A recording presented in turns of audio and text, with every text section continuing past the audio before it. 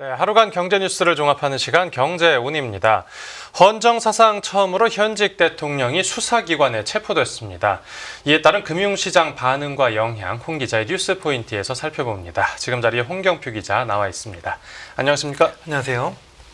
네, 결국 우여곡절이 있긴 했는데 이제 물리적 충돌이 없이 대통령 체포가 이루어졌습니다. 네, 고위공직자범죄수사처가 내란, 우두머리 등 이제 혐의를 받는 윤석열 대통령을 체포했습니다. 네. 12.3 계엄 비상계엄 사태가 발생한 지 43일 만인데요.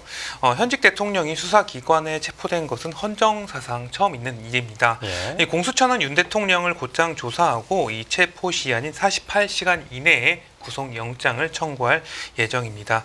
공수처는 오늘 오전 10시 33분 이제 용산구 한남동 관저에서 윤 대통령에 대해 체포영장을 집행하고 신병을 확보했고요. 네네. 공수처는 곧장 윤 대통령을 이송했고 윤 대통령이 탄 이제 경호 차량은 한 오전 10시 53분경에 정부 과천청사에 도착했습니다. 공수처는 곧장 피의자 조사에 들어갔고 심을 위해 한 200여 쪽의 또 질문지를 준비하게 됐고요. 네, 지금 윤 대통령에게 구체적으로 어떤 혐의들이 적용된 거죠? 네, 윤 대통령은 구속 기소된 김용현 전 국방부 장관 등과 공모해서 비상계엄 해제 의결을 막기 위해서 무장한 계엄군을 투입해서 국회를 봉쇄한 혐의를 받고 있습니다. 네.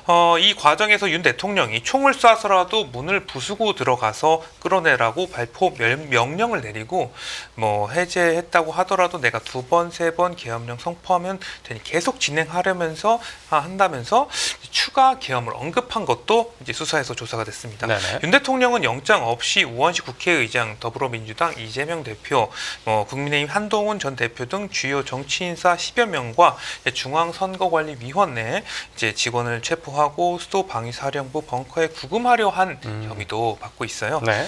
윤 대통령은 경고성으로 계엄령을 발령한 것이고 질서 유지를 위해서 소수의 병력만 투입한 것이라면서 혐의를 전면 부인해 왔습니다. 네.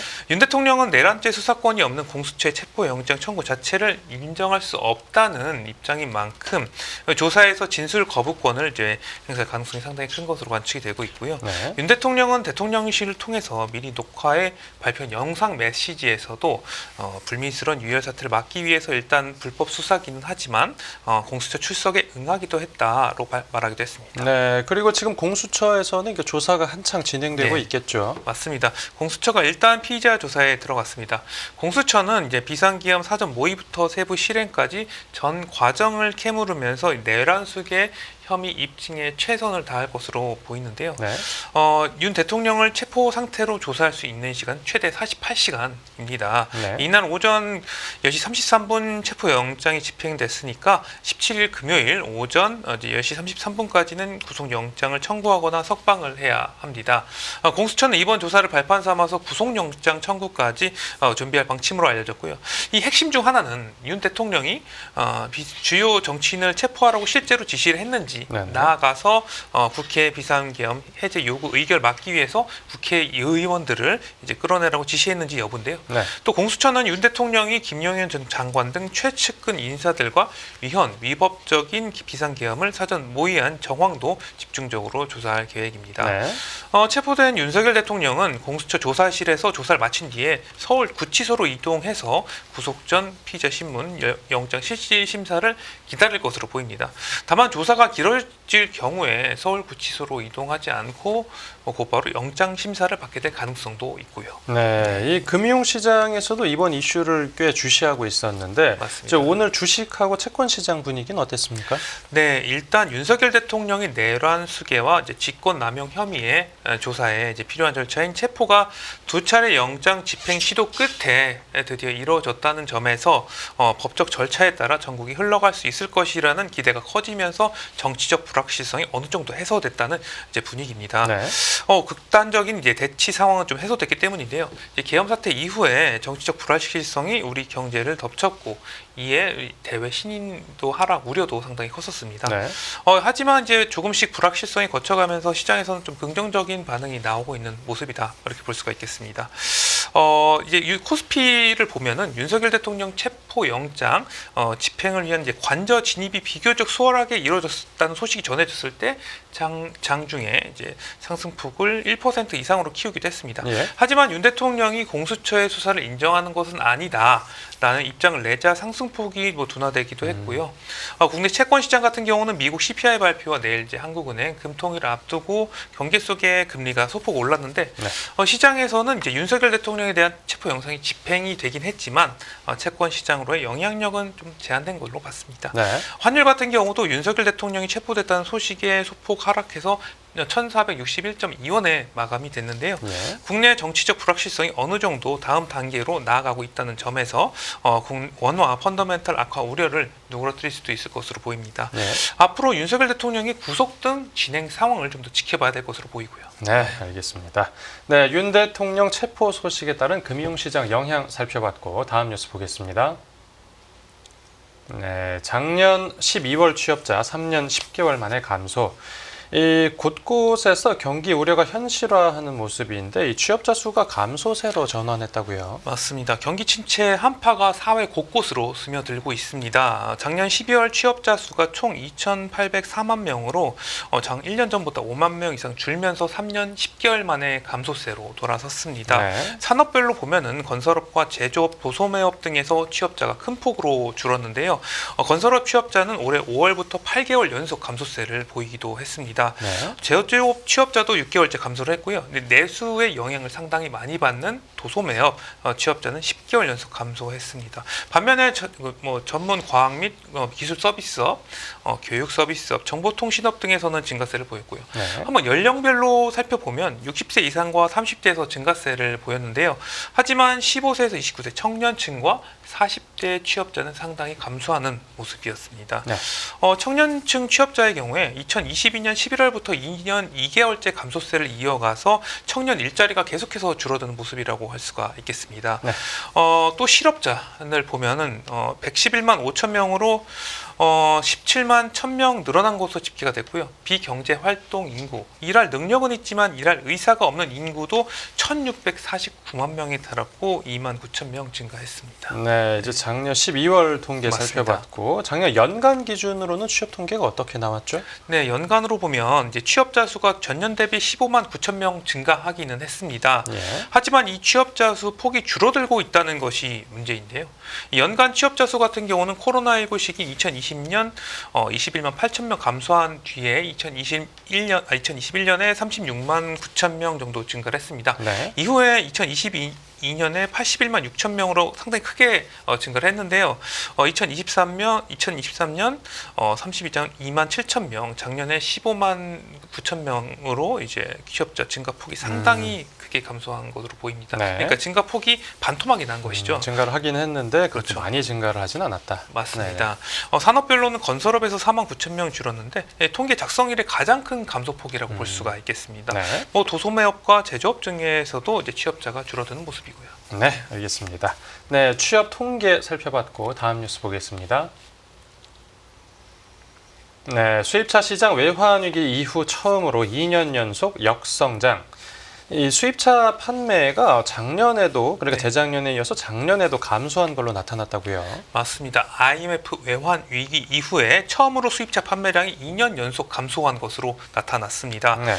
한국 수입 자동차 협회에 따르면 이제 작년 수입 승용차 신규 등록 대수가 26만 3천 대로 재작년보다 2.9% 줄었어요. 그런데 재작년에도 전년 대비 4.4% 줄어들어서 2년 연속 판매량이 감소한 것입니다. 네네. 작년 처음으로 통계에 포함된 테슬라를 제외하게 되면은 재작년 대비 감소폭은 13.8%로 이제 좀 확대되는 것이죠. 네네. IMF 외환위기 당시에도 1996년부터 1998년까지 2년 연속 감소하는 추세였는데요. 네. 이후에 수입차 시장이 급성장하면서 2009년과 2016년, 2019년 세 차례 이제 하락 국면을 맞긴 했었습니다만 네. 이는 일시적이었고 그 다음에 곧바로 이제 상승세를 이어가긴 했었어요. 하지만 작년에는 이게 2년 연속 감소하면서 추세적으로 꺾인지에 대한 의심되는 상황이라고 볼 수가 있겠습니다. 네, 그렇군요. 이게 뭐 다들 경기가 어려우니까 네. 차를 안 사는 겁니까? 뭐 아니면 국산차 선호도가 올라간 걸까요?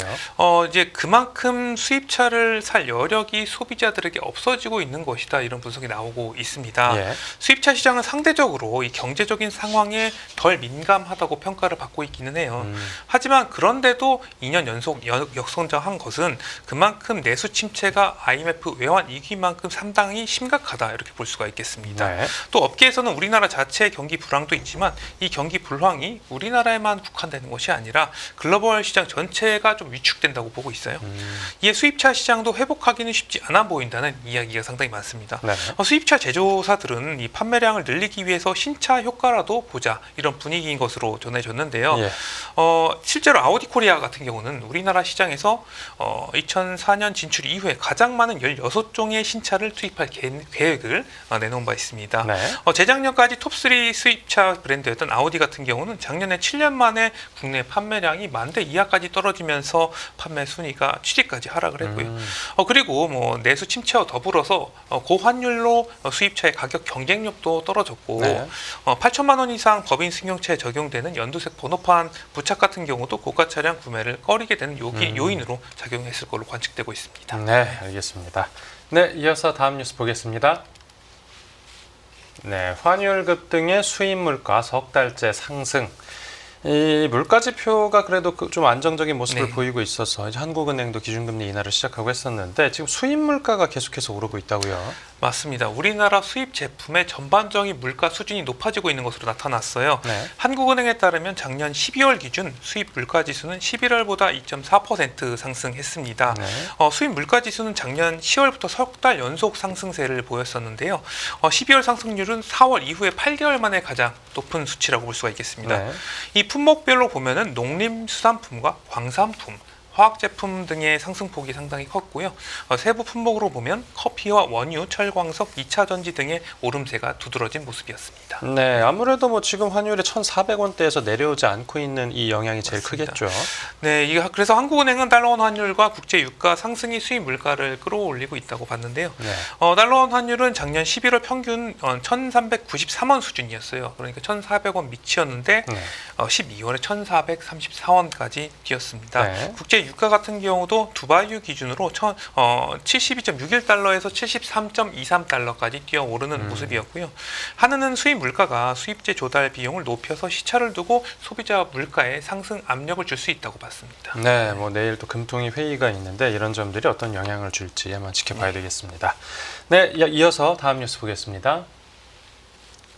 네, 한수원 체코원전 3월까지 최종 계약 총력.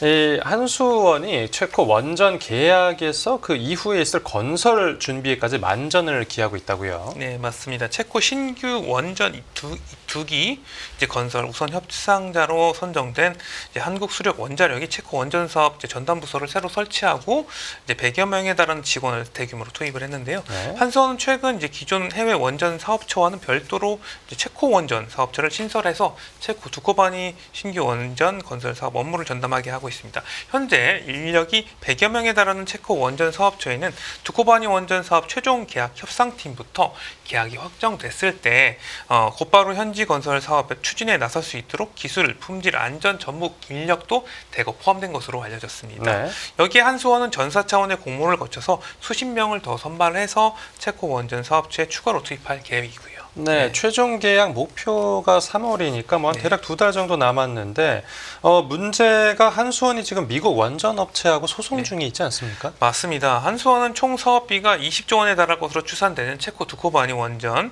건설 우선 협상자로 선정되고 나서 체코 전력 당국과 3월을 올해 3월을 시한으로 두고 최종 계약을 위한 세부 협상을 진행 중입니다. 네. 이에 이 계약 달성을 위해서 총력적을 펼치고 있는 것으로 보이는데요. 또 업계에서는 말씀하신 대로 이 한수원과 미국 웨스팅하우스 간 지식재산권 분쟁 해소가 3월 최종 계약 전에 이루어져야지 계약이 무난하게 확정될 수 있다 이런 관측이 나오고 있어요. 예. 이에 한수원과 웨스팅하우스는 협상을 진행 중으로 지금은 상당히 긍정적인 분위기 속에서 상호 접근점을 모색 중인 것으로 알려졌습니다. 네. 그리고 한미 양국 정부가 지난 8일에 제3국으로의 원전 수출 문제와 관련한 당국 간 소통 체계를 구축하는 내용을 담은 약정에 정식으로 서명한 것도 양사의 어떤 분쟁 해소에 긍정적인 영향을 줄 것으로 보입니다. 네, 알겠습니다. 네, 오늘 뉴스 포인트는 여기서 정리하겠습니다. 잘 들었습니다. 감사합니다.